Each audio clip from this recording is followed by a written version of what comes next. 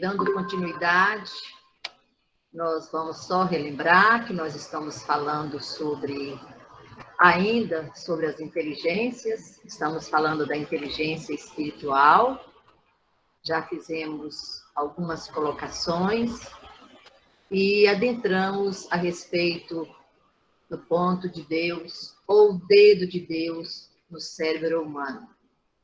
Então, hoje, nós vamos dar continuidade. A projeção, viu, Fatinha? Oi. Projetar a tela. Não tá, não? Não. Ai, o que será que aconteceu? Tá. Ok.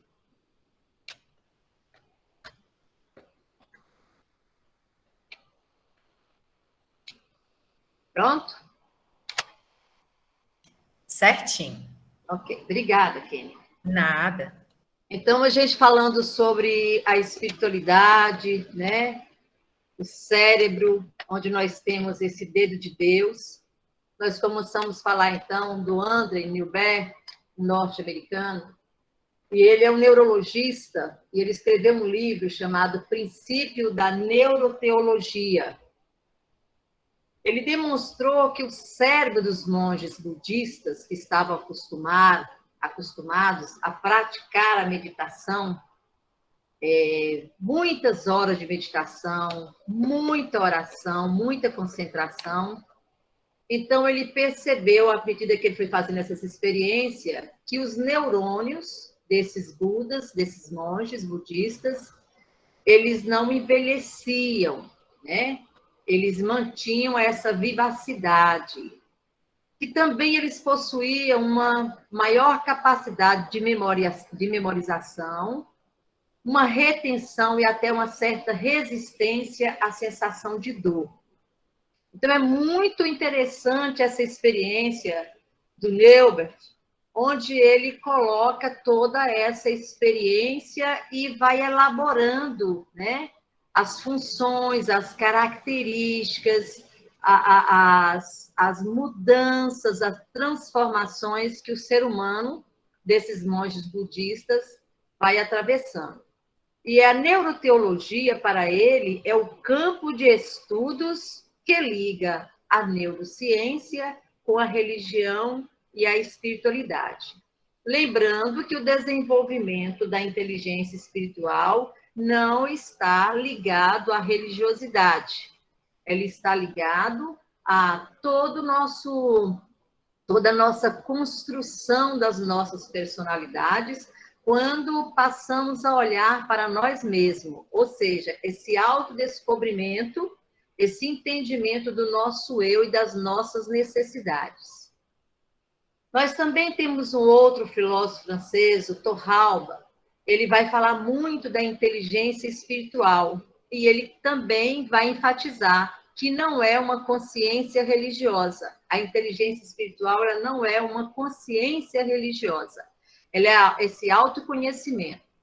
É antes a visão da espiritualidade como uma ferramenta com a qual se pode transcender a nossa própria realidade, partindo sempre do próprio autoconhecimento e levando em consideração outros saberes. Então, é importante a gente ter isso em mente, que não é o fato da gente estar dentro de uma casa espírita, não é o fato da gente fazer constantemente as orações. Isso não implica que a gente já está desenvolvendo as nossas inteligências espirituais. Implica que estamos em busca, que estamos num consenso do Criador com a criatura. Mas essa questão da inteligência espiritual, ela está completamente ligada no momento em que voltamos para nós mesmos. E aí tem uma experiência feita pelos dois, que eles vão falar da fé do laboratório, né? São imagens cerebrais de freiras e monges budistas durante oração e meditação. Então, a gente percebe que o Neuber, ele, para colocar a situação dos budistas e para poder entender como se processa o cérebro quando está em meditação, quando está em oração, ele pegou justamente essa leva de pessoas que são freiras, são monges, né? que ficavam horas e horas ali fazendo as suas meditações. Então, o que ele colocou? Que nas duas áreas do cérebro ativada, os lobos frontais, que é a parte responsável pela concentração, e o sistema límbico, que é relacionado às emoções. Então, ele começou a estudar essas duas características nessa parte do cérebro, que está tudo ligado ao cérebro emocional. E o lobo parietal, que está mais acima, ele é responsável pelo senso que temos de nós mesmos e do mundo. Tem redução de atividade. Isso ajuda a explicar a sensação de perda de noção do tempo e de espaço ao meditar. Tem pessoas que são capazes de ficar horas e horas em um processo de meditação, onde ela fica praticamente estática, parada, e a mente toda trabalhando, ou seja, essa energia movendo o autoconhecimento. Então, é nesse processo que o Neubert ele vai trabalhar e vai fazer várias experiências. Então, nós vamos ver algumas falas dele para que ele possa fazer o seu processo de explicação mediante a todo esse trabalho desenvolvido. Aí ele fala o seguinte, aqui vai falar que ele foi pioneiro da neuroteologia, a ciência que estuda como o cérebro experimenta Deus, evidenciando o poder da mente sobre o corpo, e explica por que a fé pode curar as pessoas ou, pelo menos, ajudar a medicina. Segundo o pesquisador, ele fala que este é um campo que conecta a neurociência aos fenômenos religiosos e espirituais. Não pretende ser um estudo científico da religião ou uma análise religiosa da ciência. Ao contrário, é um campo integrativo que procura otimizar tanto a ciência quanto o espiritual, de maneira a nos ajudar a compreender melhor a nós mesmos como seres humanos. Em seu estudo, ele escaneou o cérebro de mais de 3.000 pessoas, com vários tipos de práticas. Ele fez uma pesquisa online sobre suas experiências espirituais e recebeu dados sobre mais de 2.000 pessoas de todo o mundo.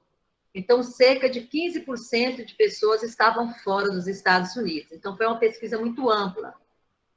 E de todas as denominações religiosas, inclusive pessoas que se dizem ateus ou agnósticos. Aí ele fala que ele não estudei especificamente ateus, mas acompanhei pessoas que praticam meditação ou oração por muitos anos e as comparei com as pessoas que não o fazem.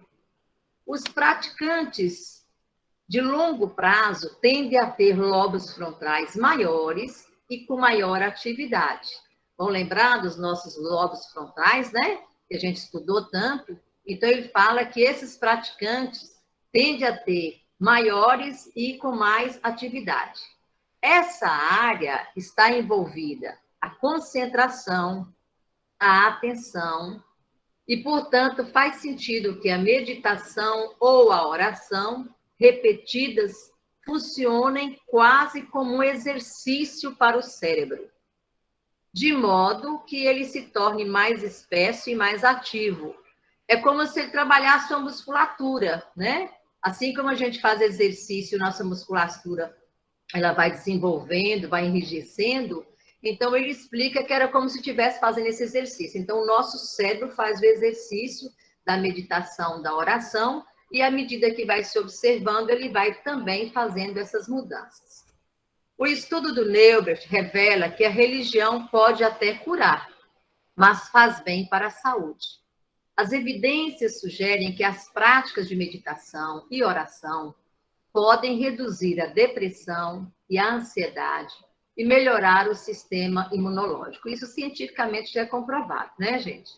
Pessoas religiosas têm melhor saúde mental e física. Foi detectada redução nas taxas de mortalidade e de vários distúrbios. Aí ele completa: o que eu tenho feito nesses 25 anos é estudar a relação entre Deus, espiritualidade e o cérebro. Para fazer isso, precisamos analisar algumas definições. Precisamos pensar sobre uma variedade de termos, disse Neubert, ao apresentar ao público as reflexões sobre as possíveis formas que os seres humanos expressam sua compreensão acerca de Deus. Então, ele começa a questionar, né, em relação ao que as pessoas passavam para ele. Deus é uma imagem? Deus é uma ideia? Deus é um sentimento? E, em outro momento, afirmou, quando estamos falando sobre o cérebro humano, nós tentamos traduzir essas ideias em pensamentos, sentimentos e experiências. Então, eu trouxe isso para a gente poder compreender que, à medida que a gente está estudando essa linda filosofia e que nós estamos abraçando um todo, percebemos também que existe vários cientistas, neurocientistas, teólogos e outros que estão unidos em um propósito de estudar o ser humano nos seus sentimentos, nas suas emoções, estudar o pensamento como um todo, desde o pensamento abstrato até ele chegar no seu concreto, para que possa haver a comunicação das pessoas. E o trabalho do cérebro, ele ainda é muito intenso e muito misterioso.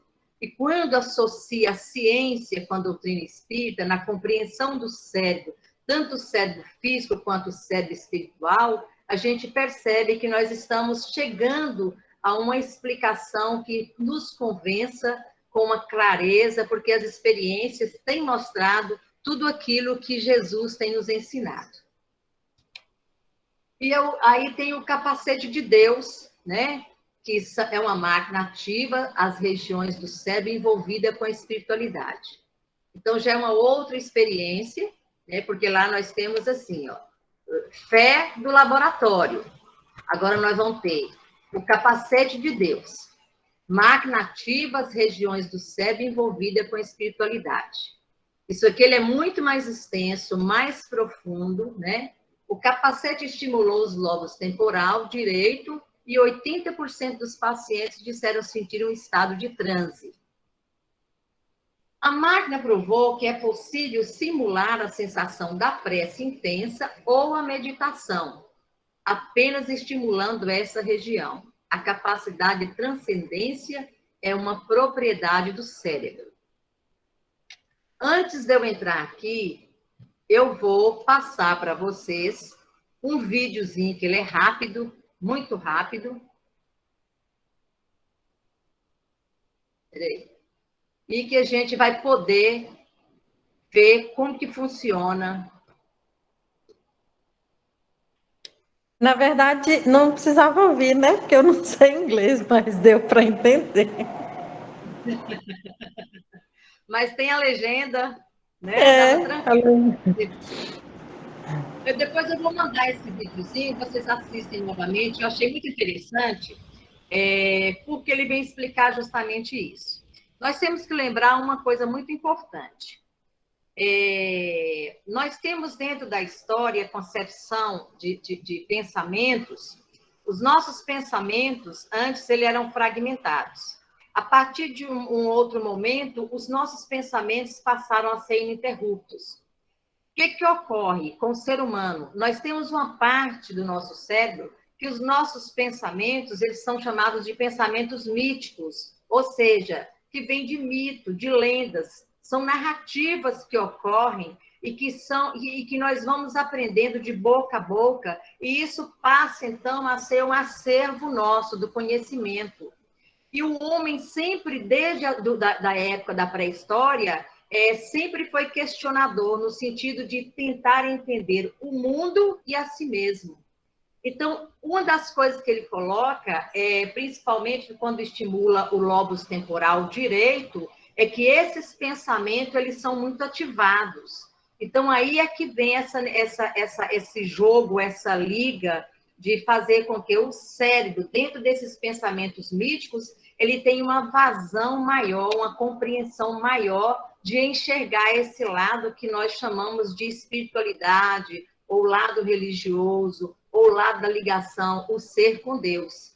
Então, quando a gente estuda a história, a compreensão da história e chegamos à compreensão do cérebro, então nós seguimos, na verdade, o caminho que nós já trilhamos. Por isso que muito dos acervos que temos dentro de nós é que produz a nossa é que constrói a nossa personalidade e também remota a nossa vida, foca a nossa vida. Cada pessoa tem uma forma de ser, de agir mediante aquilo que acumulou e que construiu em todas as suas personalidades, formação das personalidades, que são as reencarnações. Tem pessoas que estão mais além, tem pessoas que estão mais aquém. Então, quando a gente estuda o todo, né, do ser humano, do corpo físico, do soma, a compreensão dos corpos sutis e a compreensão do cérebro, quem pensa é o espírito. E o espírito pensa e joga para a mente. A mente joga para o perispírito, que joga para a caixa do crânio, né, para o cérebro. Então, toda essa movimentação, toda essa energia que vem do espírito como pensamento, que vai para a mente, que vai para o corpo mental superior e faz essa transferência até chegar ao físico para haver essa comunicação. Então, quando a gente passa a compreender toda essa magnitude, ou esses filtros, ou esse caminhar do pensamento, é que a gente percebe em que situação que o espírito se encontra, né? As nossas dificuldades, as nossas limitações é que impede muitas vezes que a gente tenha uma visão mais ampla de vida. Por que a gente fala assim, nossa, mas a pessoa é tão fechadinha, ela só enxerga só aquilo ali, é mediante a sua própria construção e o seu saber. Então, nós já passamos por esse processo e estamos adentrando um novo momento. É a nova era onde expande-se o cérebro, expande-se a mente, expande o conhecimento. Por quê? O aprendizado vem nos tornando observadores, exercitando o que estamos aprendendo e vai nos trazendo, então, novas janelas para que possamos apreciar a nós mesmos como criatura de Deus numa ascensão para a luz. Então, quando ele fala disso, né, a gente vai entender esse capacete de Deus, que foi desenvolvido pelo cientista o Pearson e o Stan Koren. Eles são da Universidade de Canadá. Então, essa dupla de especialistas dentro da neuropsicologia, eles vão desenvolver em alguns anos, uma série de experimentos focados em desencadear nos participantes experiências relacionadas à percepção de presenças míticas e até espirituais. É onde eu falei do pensamento mítico, essa compreensão, eu e o Criador. Por que a reportagem coloca lá? Porque, na verdade, quem estava lá é esse aqui, ó. É esse aqui, ó, que é o cientista, o Pearson. Você vê que ele consegue projetar, ele coloca o capacete e ele começa, então, a indagar quais as sensações. Então, ele se refere a Abraão, se refere a Moisés, se refere a vários líderes religiosos, porque é ali onde está acumulado os nossos conhecimentos ou a nossa ligação, criatura e criador. E aí entra o Stan Koren também, né? Que eles juntos estão fazendo todo esse trabalho, toda essa experiência. Eles consistem em fechar voluntários em uma câmara desprovida de estímulos luminosos e sonoros e fazê-los usar um capacete que ficou conhecido como o nome de capacete de Deus. Então, é aqui, ó, é isso que ele faz no cérebro, ele vai ativando e a pessoa, então, vai tendo as sensações, né? Então, cada um dentro da sua condição de aprendizado, de desenvolvimento e dentro da evolução espiritual. Aí, esse capacete consta com 4 eletrodos de cada lado, que gera campos magnéticos de baixa intensidade, padrões específicos que são direcionados nos lobos temporais de quem estiver usando. Com isso, os pesquisadores provocam uma interferência na atividade cerebral por meio de pulsos regulares e o resultado que eles induzem aos participantes a ter experiências transcendentais. De acordo com os cientistas, quando os participantes do experimento são submetidos aos pulsos, o lobo temporal esquerdo transmite essa interferência ao lobo temporal direito, faz essa comunicação, que, por sua vez, interpreta a perturbação na forma de uma presença, que pode ser sentida, em alguns casos, inclusive até vista. Dependendo de quem está passando pela experiência, as sensações produzidas podem ser traduzidas de diferentes maneiras, como na percepção da presença de anjos, demônios, de entes queridos já falecidos, de Deus, etc. Então, aquela concepção ou aquele entendimento daquele momento em que está tendo pulsos nos lobos temporais, aquela reação ela é única, ela é individual, ela é ímpar. Depois que ele transfere essa fala para o cientista, é que ele começa a fazer os relatos e consegue perceber que muitos são ateus. Então, como é que você explica? São situações que você vivenciou, ou teve um momento em que você estava próximo a algo que não se explica. Então, é a ligação, é a espiritualidade, é o lado espiritual da pessoa que, na sua concepção e no seu acervo de informações, ele então começa a detectar essas presenças.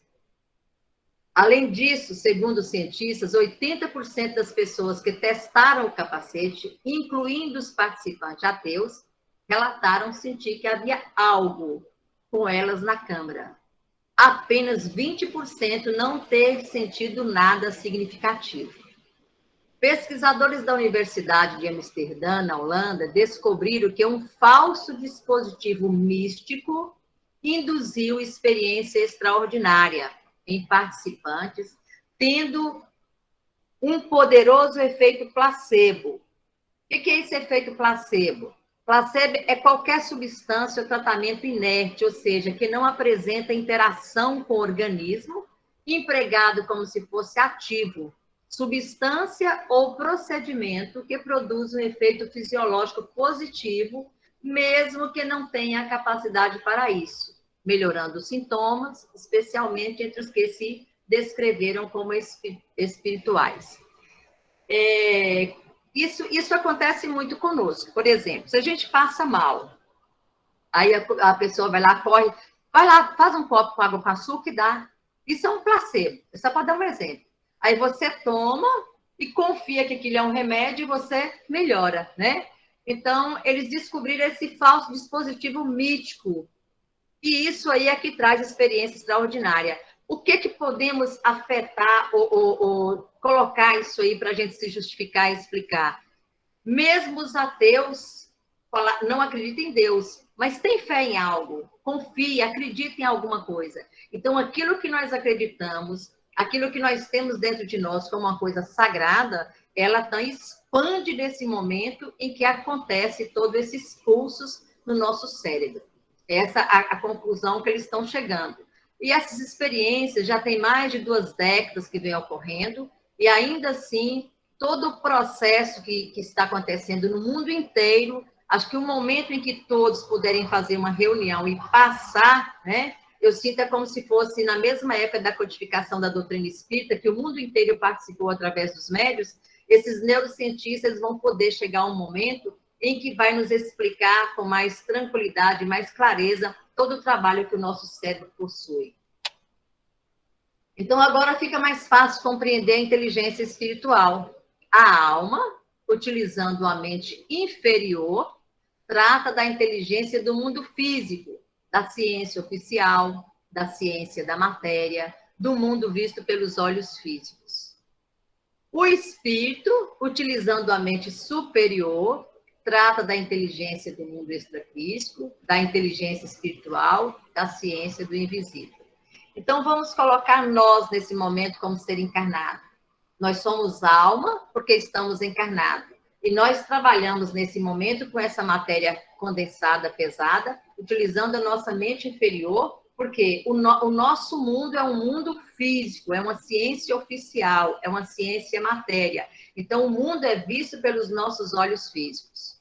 Quando estamos em espírito, nós então trabalhamos e utilizamos a nossa mente superior, ou seja, a nossa inteligência extrafísica, a nossa inteligência espiritual, a ciência do mundo invisível.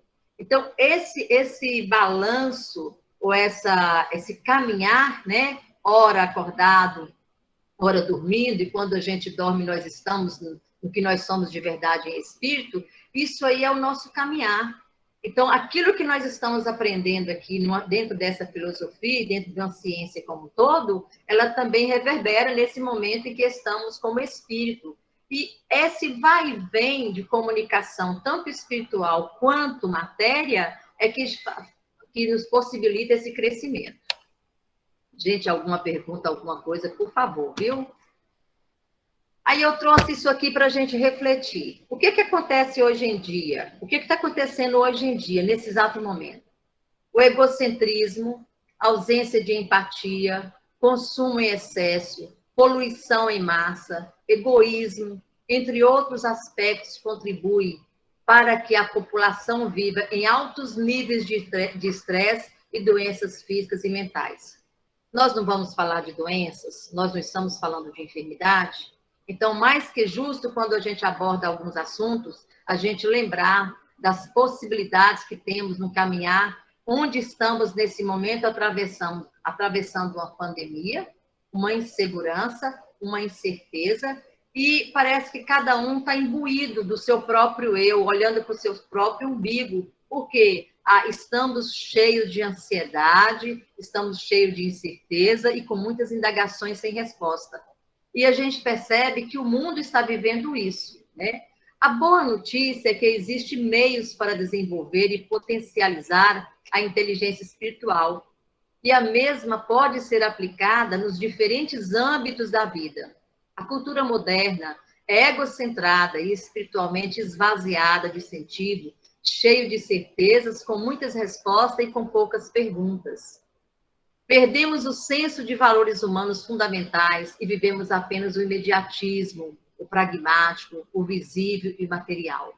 A gente percebe que a gente está muito ainda envolvido no nosso mundo da ilusão, no nosso mundo da visão material, nos nossos questionamentos de vida, do ter, do correr atrás, de buscar, de vivenciar o nosso cansaço. Quanto mais a gente tem, mais a gente quer. Porque o homem, nesse momento, de toda essa esfera de energia que estamos atravessando, essa incerteza do amanhã está fazendo o homem correr muito para o ter, para ter tranquilidade, para ter certeza que amanhã você tem o pão na mesa. Mas nós temos que lembrar, olha essa fotografia aqui, o mundo está passando por uma energia muito grande. Então, tudo que ofereço ao mundo, ofereço a mim mesmo, porque somos a unidade. Então, nós estamos vivenciando um redemoinho energético. É por isso que as sensações, as problemáticas, as dores, as desilusões, tudo que nos ocorre no dia a dia se refere muito a esse momento que estamos vivendo, em busca de uma paz, e parece que a gente não alcança essa paz. É o momento que o planeta atravessa, porque as energias estão em redemoinho muito forte. Confira como desenvolver a inteligência espiritual. Agora, tem N situações aqui que eu vou só passar rapidinho, se alguém quiser fazer alguma colocação. Mas o que nos proporciona seria ampliar os nossos autoconhecimentos, identificar as nossas crenças e valores, analisar os contextos aos quais estamos inseridos, saber quais são as nossas limitações, os nossos medos, anseios e minimizá-los, assumir a responsabilidade dos nossos atos, mudar pensamentos e comportamentos sabotadores, que muitas vezes nós fazemos isso conosco, reagir frente às situações vividas, construir ações, atitudes, condizente com os nossos valores éticos, ressignificar aquilo que não temos condições de mudar, exercitar o sentimento da compaixão, realizar conexões entre os contextos vividos, tomar consciência daquilo que nos motiva, enxergar as diferentes possibilidades que possuímos, compreender o nosso papel no mundo, ressignificar as experiências ruins, não ter só como coisa ruim, mas como uma lição, né? Aproveitar o momento negativo, mas tirar a lição, deleta aquilo que realmente é negativo e tira o de bom, que é uma lição de vida, mudar comportamento e pensamentos nocivos, acreditar em si mesma, maximizar pensamentos positivos, trabalhar os pontos que nós podemos melhorar, ter uma melhor qualidade de vida, sermos flexíveis, viver o agora. Muita gente vive o ontem, ou então vive o amanhã e esquece do hoje. Compreender o outro é a questão da tolerância, da paciência, do perdão. Diminuir os nossos níveis de estresse, perdoar a si mesmo e ao próximo, se motivar, tomar decisões mais assertivas, potencializar as nossas qualidades e as nossas competências, sair da nossa zona de conforto, que às vezes é muito difícil, né? A gente sair dessa zona de conforto, equilibrar as diferentes áreas da nossa vida, desenvolver o amor próprio, influenciar de forma positiva as pessoas ao seu redor. Tem muitas coisas, tá, gente? Principais características de uma pessoa que está desenvolvendo a inteligência espiritual. Possui o desejo de servir, tanto no meio ambiente quanto outros seres humanos. Aprecia a diversidade do mundo.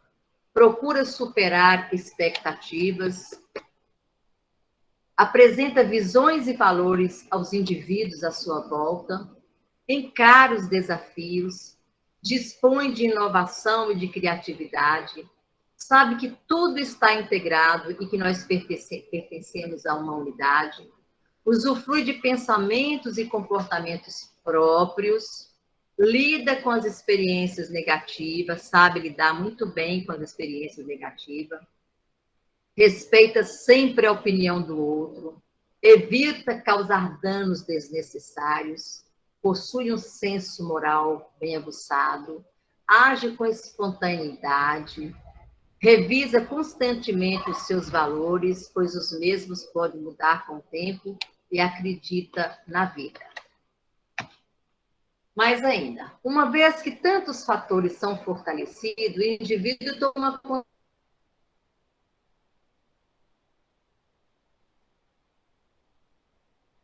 consciência da sua própria inteligência espiritual, reconhecer sua missão de vida, alcançar a paz interior, evoluir de forma constante e deixar um legado no mundo. A inteligência espiritual é altamente desenvolvida em certas pessoas. O indivíduo espiritual, nesse sentido, pode sentir-se com o universo ou se perder em um estado oceânico, experimentando uma ligação especial com Deus. Aí eu coloquei alguns exemplos. Nós temos Madre Teresa de Calcutá, né, que tinha essa inteligência espiritual aguçadíssima, Mahatma Gandhi, o Papa João Paulo XXIII, e nós temos Irmã Dulce Chico Xavier, né, presente em nossas vidas, que deixa um legado enorme.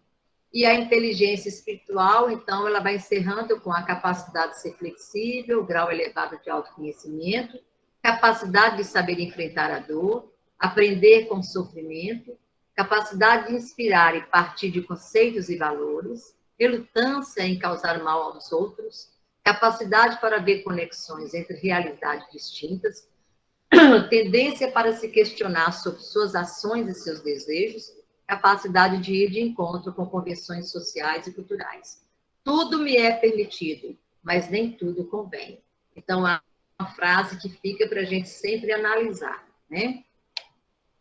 Então, com isso, a gente encerra aí sobre esse dedo de Deus e nós vamos entrar na inteligência existencial. O nosso horário, eu não sei como é que está o relógio de vocês aí, o meu está dando 18h20, desculpa, 20h20. Como é que está o de vocês? Dá tempo a gente fazer alguma coisa ou vamos parar por aqui?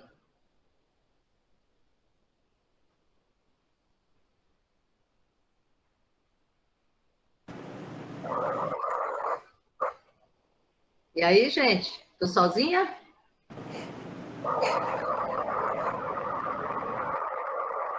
Vamos mais um pouquinho ou para?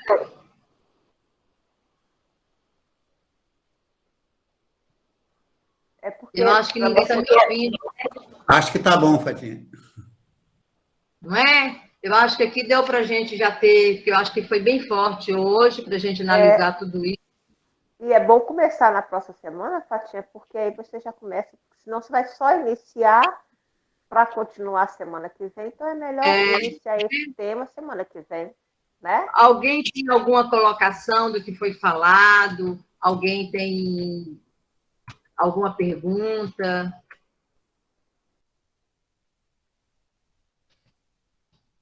Sobre o que foi colocado? Sobre os slides?